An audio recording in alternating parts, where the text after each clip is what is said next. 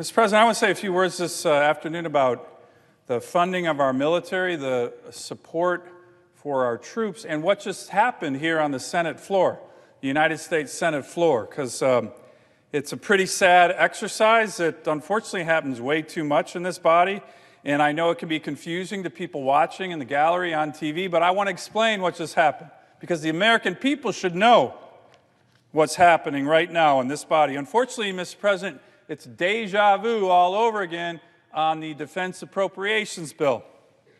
Now, I enjoy my bipartisan work here. Some of my best friends are on the other side of the aisle that I've made here in the Senate. But there are also principled disagreements between some of us, some of the parties here on key issues.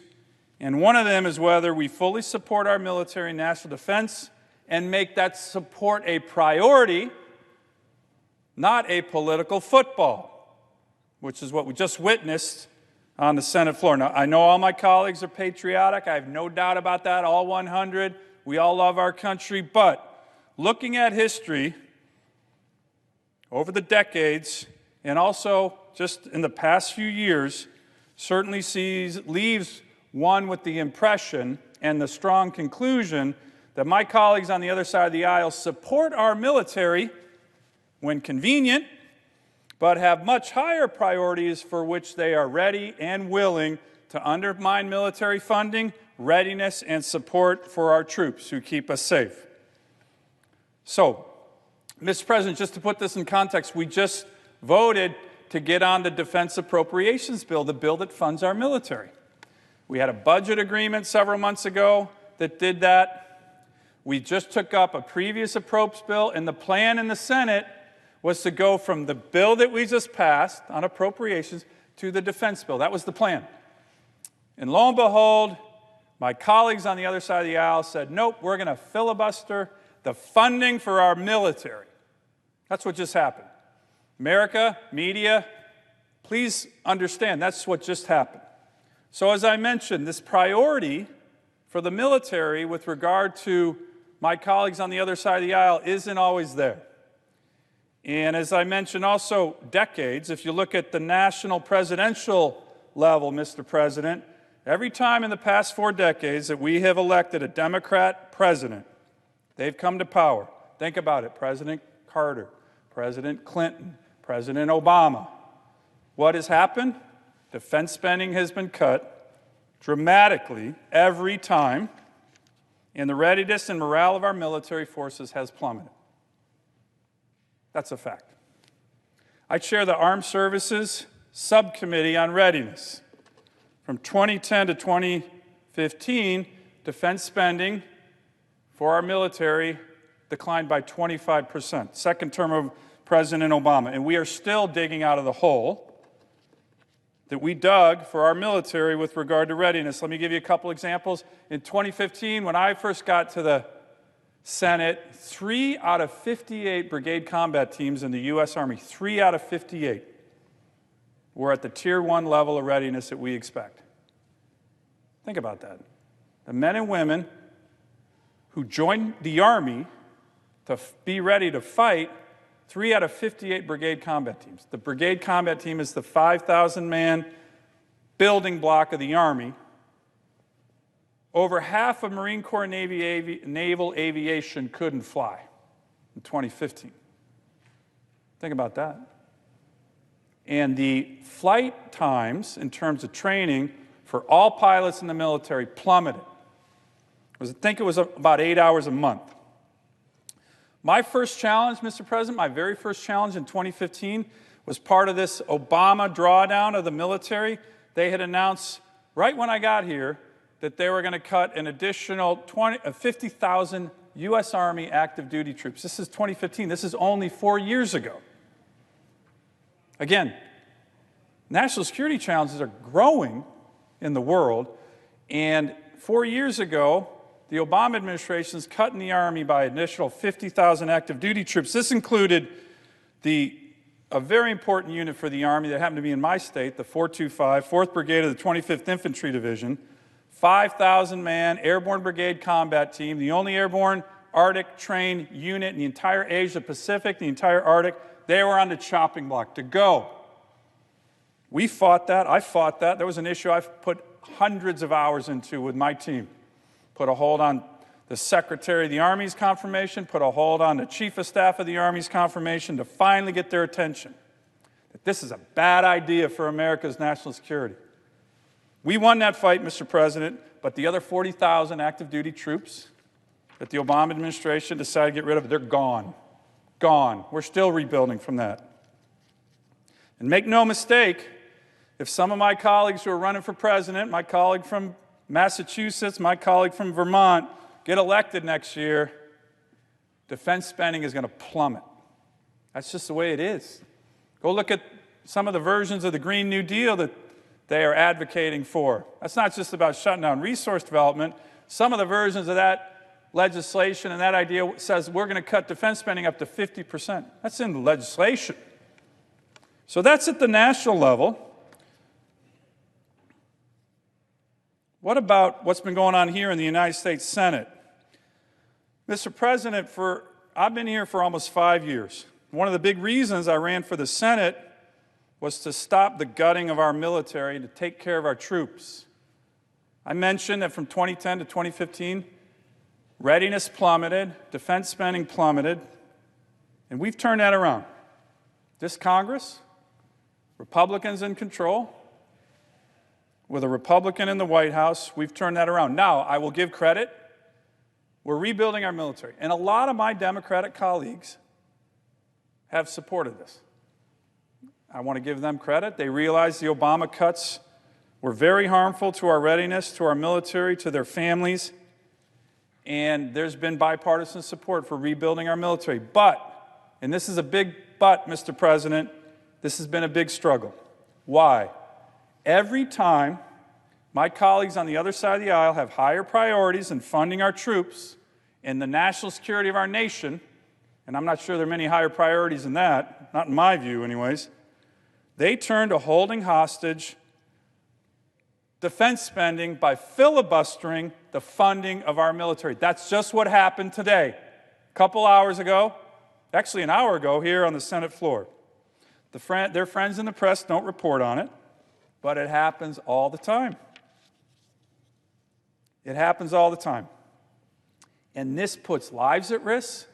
This undermines our military. And by the way, the members of the military see this. The press might not report on it, but our nation's troops and their families, they watch.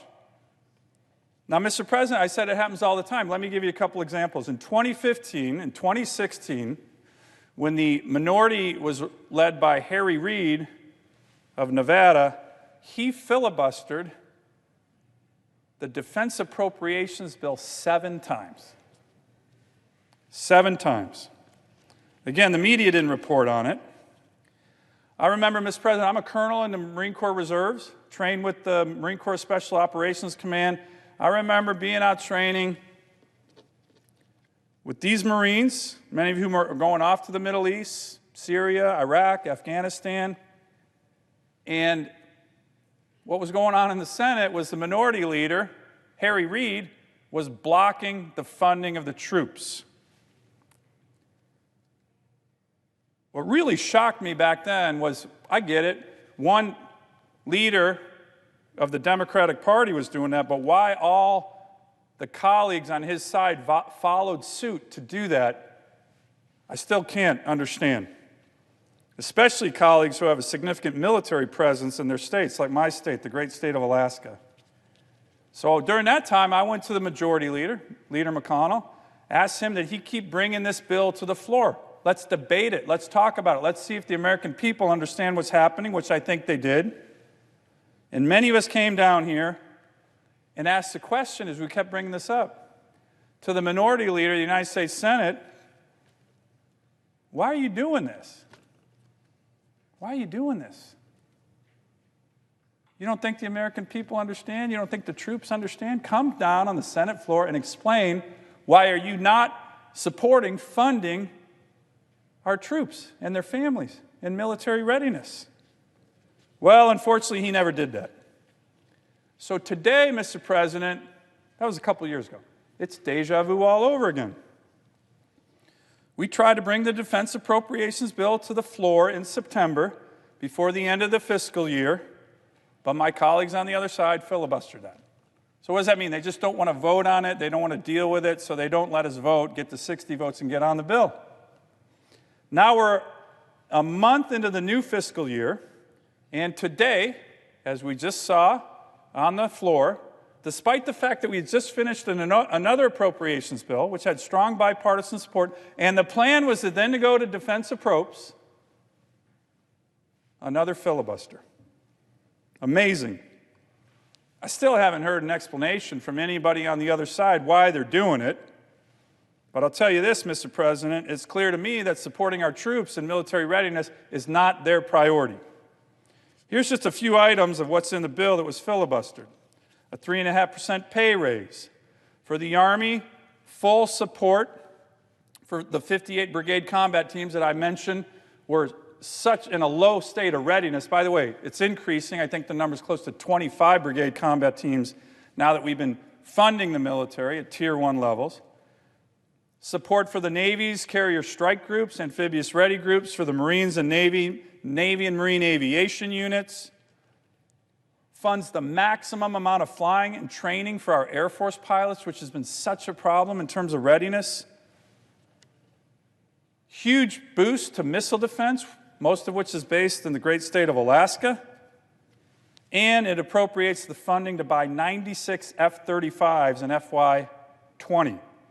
These are the most sophisticated fifth-generation fighters. 2 squadrons of F-35s will be coming to my state soon. This is funding for that, to compete with China and Russia. So these are just a few of the particulars, Mr. President. But what do these numbers really amount to? A better paid, a better equipped, and more lethal military force. That's what the American people want from us. Doesn't matter party, Democrat, Republican, region, South, North, Alaska, Florida. The people want this. The troops want this. Their families want this. Mr. President, we have troops in harm's way right now, all around the world. Yesterday, almost every one of the members of this body, all 100 senators, went to a top-secret briefing about the raid that killed the ISIS leader al-Baghdadi. We were able to actually see some of the video of the remarkable professionalism and courage and dedication of our military special forces who went in there at the great risk of their lives and took out this ruthless, brutal, dangerous terrorists. We owe these and our other military members and their families such a huge debt of gratitude, and certainly the support of the Congress of the United States. I was honestly thinking this morning, how can any senator who witnessed that yesterday, and I think all 100 were there, come down on the floor this afternoon and filibuster the funding for our military? Well, a bunch of them just did. And Mr. President, I don't know why, but as far as I can tell, since I've been in the Senate, going on 5 years, that's the 9th filibuster of defense spending in the appropriations for our military and their families that my colleagues on the Democratic side of this body have done. Let me repeat that. 9 times in the last 4.5 years, this exercise to hold our military hostage for some other political priority by denying them funding, 9 times. I checked, since I've been here, there has been no bill filibustered more by my colleagues on the other side of the aisle than the bill that would fund our military. Think about that. Think about that for a minute. This is the bill that when they want to leverage some other issue that has nothing to do with national security, they pick it out, they filibuster it 9 times in the last 4 years. I think it's shameful. It's politics, pure and simple, certainly driven by the extreme left of their party, many of whom have not focused on the national security of our country and supporting our troops. They're trying to leverage funding for our troops to gain political concessions on other issues. And here's the bottom line. The men and women who serve in the military don't deserve this. I wish the press would write about it. Don't hold your breath on that. But for my part, I'm going to continue to come down here, like I've done before on this very issue, and say, look, if there's one thing we should be focused on, it's supporting our military and funding them and their families to make them ready, to make them lethal, to enable them to protect our country. And if there's one bill in the Congress that we shouldn't be filibustering 9 times in the last 4 years, it's this one. But that's what just happened, Mr. President. I hope more Americans see this. Call your senator who voted no today and tell him, we don't agree with that vote. We do not agree with that vote. And I guarantee you the men and women who serve our country don't either, and they would appreciate if you weighed in on their behalf. I yield the floor.